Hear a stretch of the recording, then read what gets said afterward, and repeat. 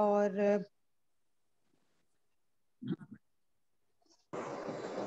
السلام علیکم ورحمۃ اللہ وبرکاتہ. وعلیکم السلام ساجد.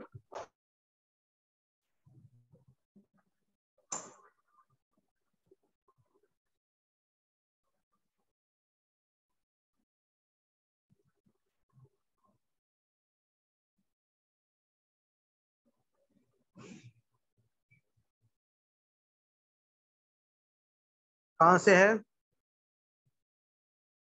مخارج آپ کے ہو گئے تھے سارے، ہے نا؟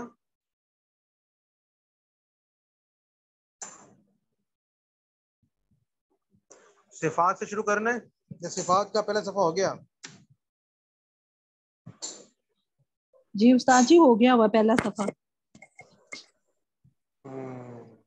12ویں سبق سے پڑھنا ہے. تو 11واں سبق شروع کرنا ہے. استاد جی 11 سبق ہو گئے ہیں ہمارے، یہ 12واں سبق آج ہم نے شروع کرنا ہے. یہ ہم نے 23 کو پڑھا تھا، 23/9 کو. لازمہ متضادہ غیر متضادہ یہ سارا ہو گیا. جی چلے نہیں 12واں سبق. ساجد نہیں ہوئی ہے. نہیں 12واں سبق پڑھنا ہے. شام والوں کے نہیں ہوں گے. ہوا ہوا ہے، صبح کے ٹائم میں نہیں ہوئے. شام کے ہاں کون سا وہ پڑھنا ہے؟ صبح شام والے میں والوں تو کے ابھی 8ویں سے مخارج تو نہیں ختم ہوا ہوئے ہیں. تھا. وہ تو 8واں 8واں سبق پڑھنا سبق ہے شروع صبح. ہو گئے. ہاں جی استاد 8واں جی پڑھنا ہے 8واں صبح. سبق آپ کا صبح وہ ہوا تھا نا، امتحان ہوا تھا، تو مخارج تو مخارج سارے ختم ہو ہوئے ہیں. یہ تو جی یقینی ہے. مخارج ختم ہو گئے ہیں. چلے یہیں سے شروع کرتے ہیں، 10ویں 8ویں شروع کر سبق لیتے سے ہیں. شروع کرنا ہے. صفات سے شروع کرتے 8ویں ہیں. سبق. 10واں سبق 8واں نہیں پڑھنا.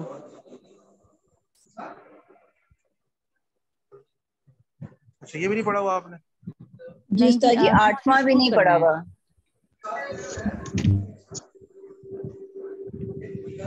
چلیں آسان باتیں ہیں، دیکھتے ہیں. یہ دیکھتے ہیں، بسم اللہ الرحمن الرحیم.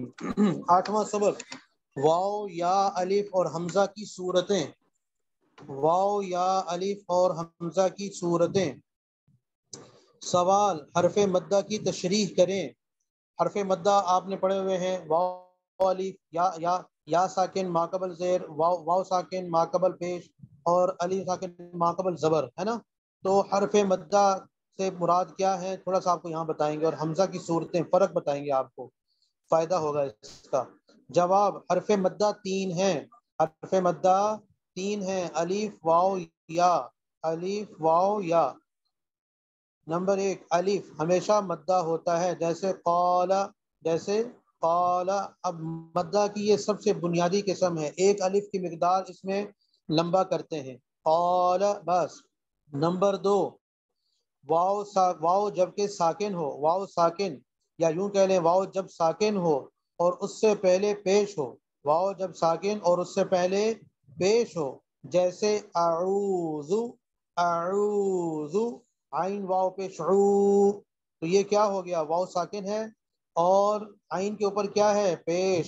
تو عو یہ واو مدہ بن گیا. یہ کیا ہے؟ واو مدہ ہے. نمبر 3، یا جب ساکن اور اس سے پہلے زیر ہو. یا جب ساکن اور اس سے پہلے زیر ہو، جیسے دین. دین کے دال یا زیر دی. دال یا زیر دی، تو یہ کیا ہے؟ یہ دین ہے، دین. تو یہ یا ساکن ہو گئی، یا مدہ ہے. یہ چیز آپ نے پڑھی ہوئی ہے، آپ کو ذرا حضرت نے اور اچھے طریقے سے دوبارہ سے یہ میتھڈ کے طور پر پیش کر دیا، مگر نہ آپ کو پتہ ہے واو مدہ، یا مدہ، الف مدہ. تو اب یہ 3 چیزیں تو یہ آ گئیں، حروف مدہ آ گئے ایک تو. نمبر 2، سوال، واو لین کیا ہوتی ہے؟ واو لین کیا ہوتی ہے؟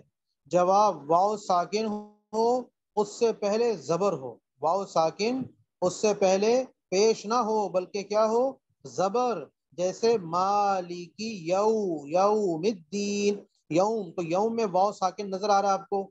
واو ساکن سے پہلا حرف کون سا ہے؟ یا. اس کے اوپر کیا ہے؟ پیش ہے؟ نہیں بلکہ زبر ہے. تو وہ واو ساکن کہ جس سے پہلے والے حرف کے اوپر زبر ہو، اس کو کیا کہتے ہیں؟ واو لین. کیا کہتے ہیں؟ واو لین کہتے ہیں. جی ہاں، واو ساکن کے اس سے پہلے زبر، جیسے یوم، خوف، خوف، تو یہ واو لین ہو گیا. سوال، واو متحرک کیا ہے؟ واو متحرک کیا ہے؟ جواب، زبر یا زیر یا پیش والا واو، جیسے وما، جیسے وما، واو کے اوپر زبر آ گیا نا، یہ دونوں واو صولب مخرج سے نکلتی ہیں. یہ دونوں واو کہاں سے نکلتی ہیں؟ صولب مخرج سے. دونوں واو سے مراد کون سی واو ہیں؟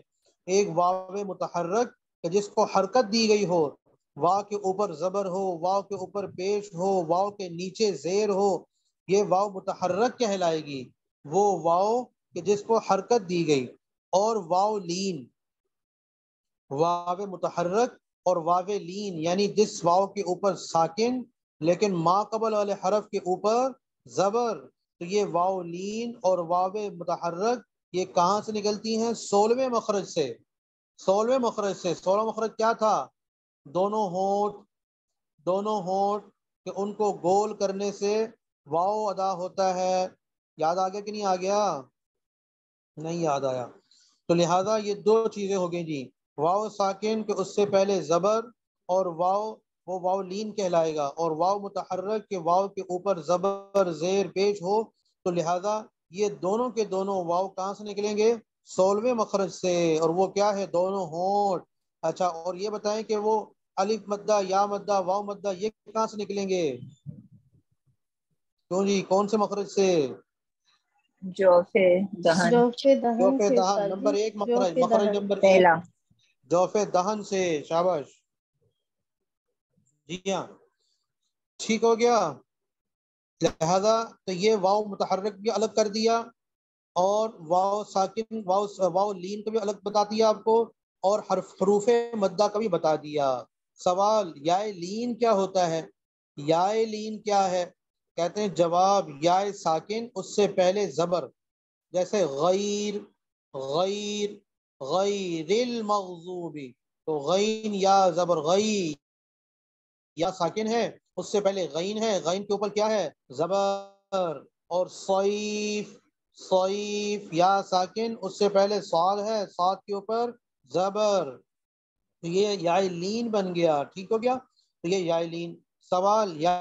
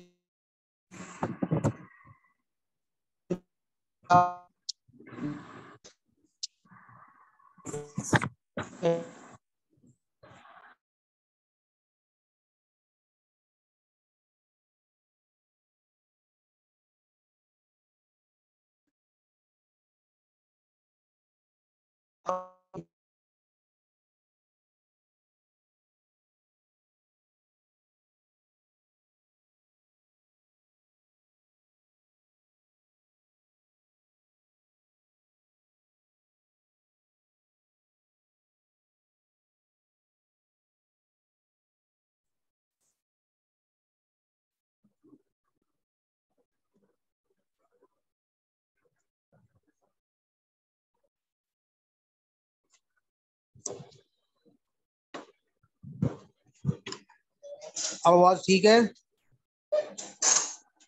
جی استاد. جی جی استاد. اب ٹھیک ہے نا؟ تو یائے ساکن کی بات چل رہی تھی. یائے لین کیا ہوتا ہے؟ سوال آیا یائے لین کیا ہے؟ جواب، ہاں جواب آ گیا، یائے ساکن اس سے پہلے زبر، یا ساکن اس سے پہلے زبر، جیسے غیر، صیف. پھر آیا سوال، یائے متحرک کیا ہے؟ جواب، زبر یا زیر یا پیش والی یا، یعنی یا زبر یا زیر ی، یا پیش یو، یا یو.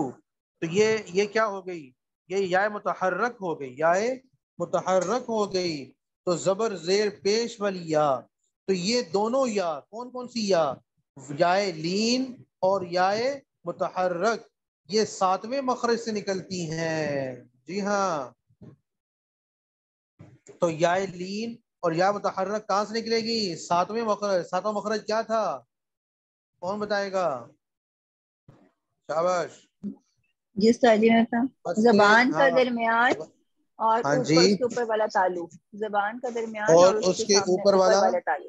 تالو. ہاں بالمقابل اس کے اوپر والا تالو، اس سے جب جیم سختی سے شین یا، لگتی ہے زبان تو اس سے 3 حرف اٹھاتے ہیں. کون کون سے؟ جیم شین یا، جیم یا شین سے یا، مراد یہاں یائے پر دونوں لین مراد ہے. اور یائے ہاں یا متحرک. متحرک. گڈ، ویری گڈ، شاباش. اور یا مدہ کہاں سے نکلتی ہے؟ جوف دہان پہلا مخرج. جوف دہن سے، پہلے لمحے پہ، پہلے مخرج سے. گڈ ہو گیا، گڈ ہو گیا. چلیے، شجر لسان نہیں باجی، وسط لسان، وسط لسان، سینٹر آف ٹنگ.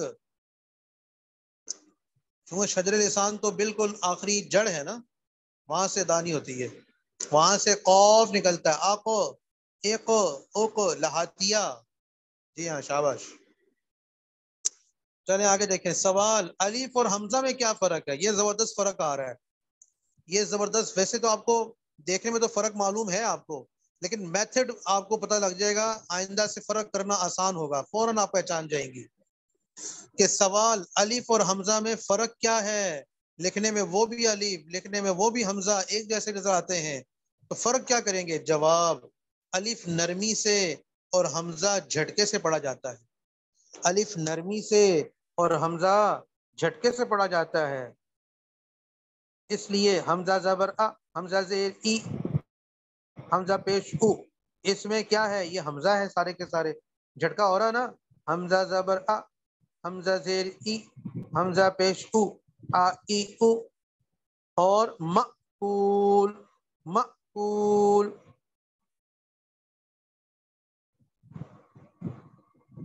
ٹھیک ہو گیا؟ مقبول. تو حمزہ یہاں پر بھی یہ حمزہ کہلائے گا، الف نہیں کہلائے گا. میم حمزہ زبر م کہیں گے، میم حمزہ زبر م کہیں گے. مقبول تو جھٹکا ہو گیا. تو ان دونوں میں حمزہ ہے اور کانا میں الف ہے. کانا میں کیا ہے؟ الف ہے.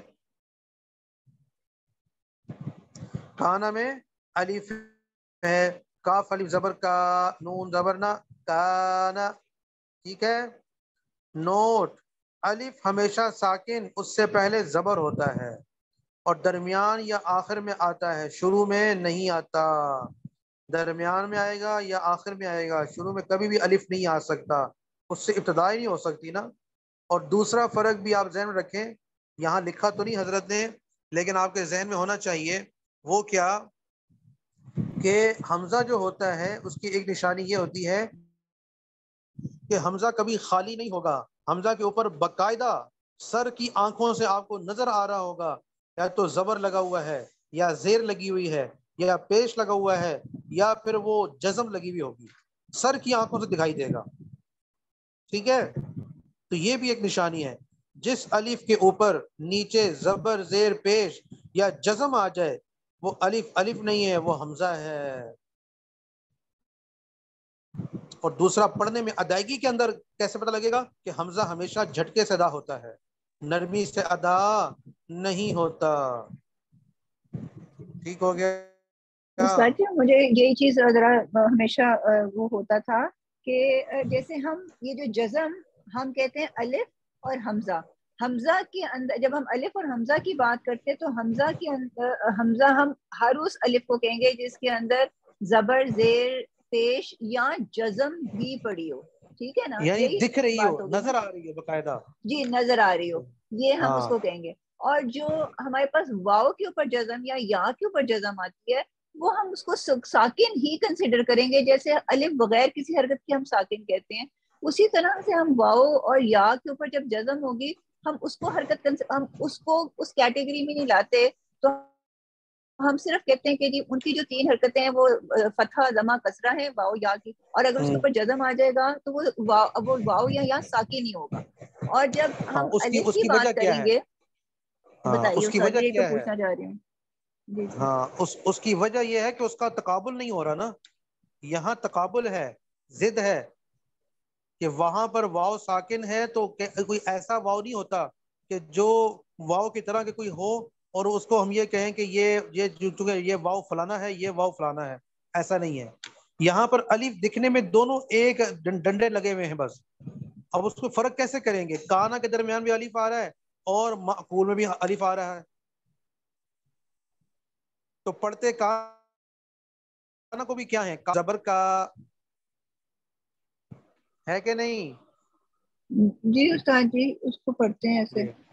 ہاں, تو اس لیے ایک تو فرق کیا ہوا, یہ ہوا کہ دکھنے کے اندر جس الف کے اوپر زبر زیر پیش ہو یا اوپر جزم دکھ رہی ہو آنکھوں سے تو وہ حمزہ کہلائے گا, اور جو الف ان چیزوں سے خالی ہو وہ الف کہلائے گا, وہ حمزہ نہیں کہلائے گا. نمبر 2, ادا کرنے کے اندر, پڑھنے تلفظ کرنے کے اندر جو الف جھٹکے سے ادا ہو رہا ہو وہ حمزہ کہلائے گا, اور جو بغیر جھٹکے کے سمپل سادے طریقے سے ادائیگی اس کی ہو جائے وہ کیا کہلائے گا؟ الف کہلائے گا. اور نوٹ میں آپ کو بتا دیا کہ الف ہمیشہ ساکن ہوتا ہے, آپ کو نظر نہیں آ رہا ہوتا, جیسے کانا میں ہے, کانا میں اب الف, کانا میں الف کے اوپر کچھ نظر آ رہا ہے آپ کو؟ آپ کے ہاں کچھ بھی نظر نہیں آ رہا. تو ایک تو یہ بھی آ گیا. دوسرا ایک اور فرق بتا دیا, یعنی جزوی طور پر یہ اس کو آپ کہہ سکتے ہیں کہ جو درمیان یا آخر میں آتا ہے الف, شروع میں نہیں آتا. ظاہر ہے شروع میں کیوں, کیسے آ سکتا ہے کہ شروع میں آئے گا تو وہ اس کے اوپر زبر زیر پیش لگانی پڑے گی, جب زبر زیر پیش لگ گئی تو وہ الف رہے گا نہیں بلکہ حمزہ بن جائے گا. سمجھ تو نا؟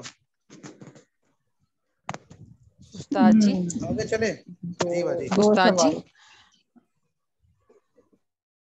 جی استاد بولے. جی مجھے پوچھنا تھا, یہ پھر جو ہم اعوذ پڑھتے ہیں مطلب ہم غلط پڑھتے ہیں, اس میں بھی ہم اس کو جھٹکا دے کے پڑھیں گے اعوذ؟ نہیں نہیں نہیں نہیں نہیں, دیکھیں اچھا ہاں یہ جو پڑھ دیا نا, جھٹکا دینا ضروری نہیں ہے کیونکہ اس سے پہلے کوئی حرف اچھا نہیں ہے نا. جھٹکا کا اچھا مطلب یہ ہے کہ جب جیسے معقول میں جھٹکا دیا آپ نے, جی, تو آپ جب اس کا تلفظ کریں گے نا اعوذ کا, آپ جب اس کو ہجا کریں گے تو اس ہجا کے اندر جھٹکا آئے گا. لیکن جب آپ اس کو کنٹینیو پڑھیں گے تو پھر وہ جھٹکے والی وہ کیفیت نہیں ہوگی جو ہجے کے اندر ہوتی ہے. ہجا کریں گے کیسے کریں اچھا گی؟ حمزہ زبر ا, صحیح, ٹھیک ہے, عین جی واو پیش رو, زال پیش زو. اب اس کو کنٹینیو کیسے پڑھیں گے؟ اعوذ. اب اگر یہاں ٹھیک, آپ یہ کہیں جی کنٹینیو پڑھتے ہوئے بھی میں جھٹکا دوں جیسے اعوذ, نہیں, ایسا نہیں ہے. اچھا یعنی ٹھیک جب ہو بھی گیا, کسی چیز کو پہچانا جاتا ہے نا تو اس کو اس کی اصل کی طرف لے جاتے ہیں. آپ صرف میں پڑھ رہی ہوں گی کہ کسی بھی مخرج, جی کسی بھی مصدر کو جو ہے نا وہ فعل کو پہچاننا ہو, صیغے کو پہچاننا ہو, اس کی اصل دیکھو کیا ہے, جی حرف اصلی کیا ہے اس کے, تو پھر آپ کو پتہ لگے گا اس کا. تو اس لیے ٹھیک, جب اس کی حمزہ کی جو اصل ہے وہ یہ کہ اس کو ہجا کریں آپ. وہ کیا ہجا کیسے کریں گے؟ حمزہ زبر ا, حمزہ زیر ای, حمزہ پیش او, ا ای او. اس کو یوں نہیں کہیں گے حمزہ زبر ا, وہ تو مدہ ہو گیا. جی ہاں, جی ٹھیک ہو گیا, جزاک اور اللہ. جی ہاں, استاد جی الف اور حمزہ میں ہم اس طرح سے پھر اس کو کہہ سکتے ہیں جیسے اردو میں تو ہم الف الف ہی رہتا ہے, چاہے اس کو جیسے بھی ہم پڑھ لیں حرکت کے ساتھ پڑھیں, لیکن جو عربی میں اصل جو ہے اس کی وہ یہ ہے کہ الف خالی جب ہوگا تو اس کو ہم الف کہتے ہیں, اور جب کسی قسم کی حرکت یا جزم اس کے اوپر آ جائے جو نظر آ رہی ہو ہاں تو پھر وہ صحیح ہے, حمزہ کہلاتا ہے. ہاں تو یہی ہے, اچھا بالکل ٹھیک. استاد جی, اگر ہم اس کو حمزہ کہتے ہیں تو پھر جو ہم حروف ترجیح میں جب حمزہ اینڈ میں پڑھتے ہیں تو وہ تو خالی حمزہ لکھی ہوتی ہے, اس میں الف کے اوپر تو نہیں آ رہی ہوتی وہ. ہاں صحیح کہہ رہی ہیں. دیکھیں تو مطلب وہ کیا, اسی کو سمجھانے کے لیے شروع میں الف لائے اور آخر میں حمزہ لے کر آئے کہ حمزہ بھی ایک چیز ہوتی ہے. وہ تو کسی بھی حرف کے اوپر کچھ بھی نہیں آ رہا نا, با کے اوپر کچھ نہیں آ رہا, تا کے اوپر کچھ نہیں آ رہا, اسی لیے شروع میں الف لکھا, الف با تا تھا, اور اب آخر میں آپ کو ایک حمزہ بھی بتا دیا کہ کہیں کنفیوژن نہ ہو جائے کہ یہ حمزہ کہاں سے پیدا ہوا, کہ الف کی بدلی ہوئی شکل ہے. کہتے ہیں یہ بذات خود بھی ہوتا ہے جس کی ایک شکل یہ بھی ہوتی ہے.